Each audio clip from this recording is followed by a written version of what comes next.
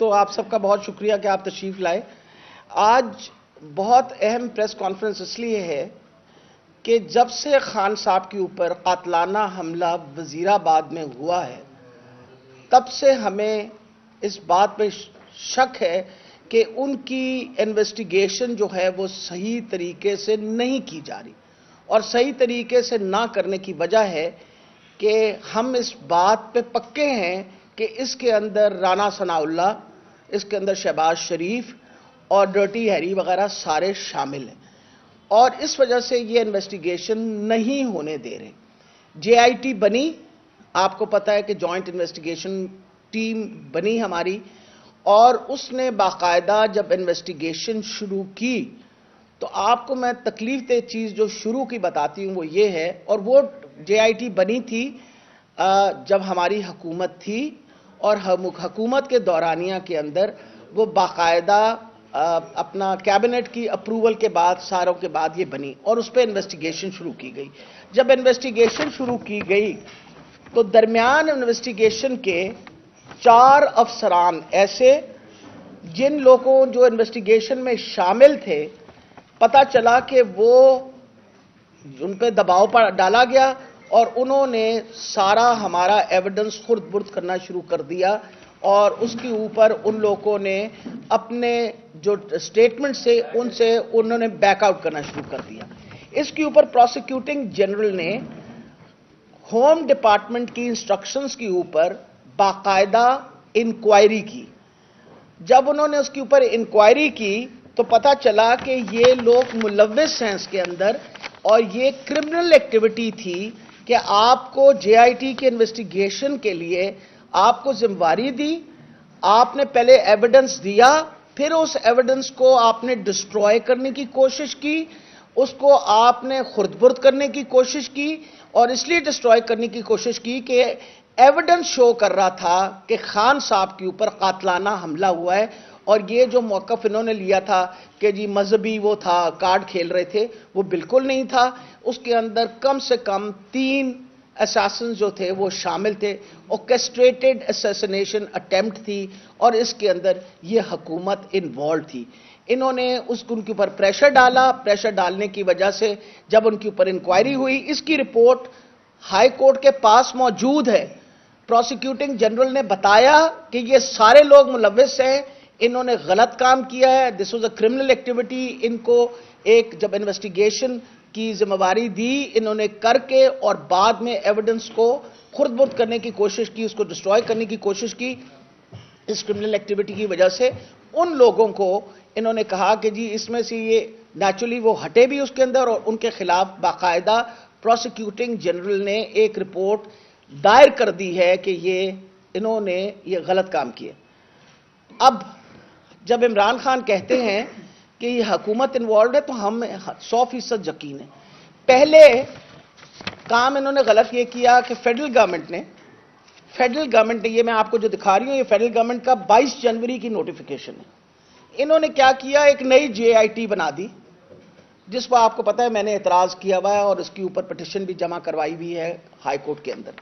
انہوں نے federal government نے, جبکہ ایک جے آئی ٹی ایگزسٹ کر رہی تھی جو آلریڈی بنی ہوئی تھی, جس کا چیف انویسٹیگیٹنگ آفیسر جو تھا وہ انور شاہ صاحب تھے, اس کا کنوینر ڈوگر صاحب تھے. انہوں نے ایک نئی فیڈرل کی طرف سے 22 جنوری کو ایک نئی کمیٹی بنا دی. یہ جب جے آئی ٹی بنی ہے ہم نے اس کے اوپر اعتراض کیا, اور ہم نے کہا, ہم پٹیشن میں چلے گئے ہائی کورٹ کے اندر کہ فیڈرل گورنمنٹ جو ہے اس کے پاس یہ پاورز نہیں ہے, جبکہ پروونشل گورنمنٹ جو الیکٹڈ گورنمنٹ بیٹھی ہوئی تھی اس نے جے آئی ٹی بنائی, تو یہ فیڈرل گورنمنٹ اس کے اوپر کیوں یہ سپر امپوز کر رہے ہیں. اس کے اوپر میں نے اعتراض کیا, آپ لوگوں کو پتا ہے میری پٹیشن جمع ہوئی ہوئی ہے, مجھے امید ہے 27 یا 28 تاریخ کو اس کے اوپر ہماری شنید بھی ہے. اوپر سے سونے پہ سہاگا, یہ کل نئی جے آئی ٹی آ گئی, یہ آپ کے سامنے نئی جے آئی ٹی آ گئی ہے. تاریخ کیا لکھی ہوئی ہے اس کی, انہوں نے کہا جی 23 فروری 14 کی جو ہماری جے آئی ٹی تھی اس آرڈر کو ختم کر کے ہم یہ آرڈر دے رہے ہیں. خوبصورتی کیا ہے اس کی, خوبصورتی اس کی یہ ہے اس کے اندر وہ 4 لوگ شامل ہیں جن 4 لوگوں نے پہلے ہمارا ایویڈنس خرد برد کیا تھا. یعنی وہ جو ملزم ہیں، وہ جو پروسیکیوٹنگ جنرل نے کہا کہ ہاں ان لوگوں نے ایویڈنس خراب کیا، انہوں نے ایویڈنس ڈسٹروائے کیا، ان 4 کے نام ہیں. ان کے نام میں پڑھ کے سنا دیتی ہوں آپ کو. Syed Khurram Ali, R P O Rawalpindi. Ehsan Ullah Chauhan, A I G monitoring investigation branch Punjab. Malik Tariq Mehboob, D P O Jhang. Naseeb Ullah Khan, S P investigation C T D headquarters. یہ 4 کا. درمیان میں کس کا نام ہے؟ درمیان میں کامران عادل صاحب کا، جو آپ کی فیڈرل گورنمنٹ کی جو ہے نا، ان کا وہ بھی اس میں، مطلب وہ فیڈرل گورنمنٹ بھی شامل ہے اور یہ بھی دے دی. اب جب آپ اس طرح کی چیز دیکھیں اور اس طرح کے ہوچے ہتھ کنڈے حکومت کے دیکھیں، اور سب سے بڑی بات ہے اس پروونشل گورنمنٹ کے پاس کون سے پاورز ہیں؟ It's not an elected government. آپ کے پاس ایک ایگزسٹنگ جے آئی ٹی ہے اور آپ اس ایگزسٹنگ جے آئی ٹی کو کام تو نہ کرنے دیں، اس کا سارا ایویڈنس جو ہے وہ آپ خرد برد کر دیں.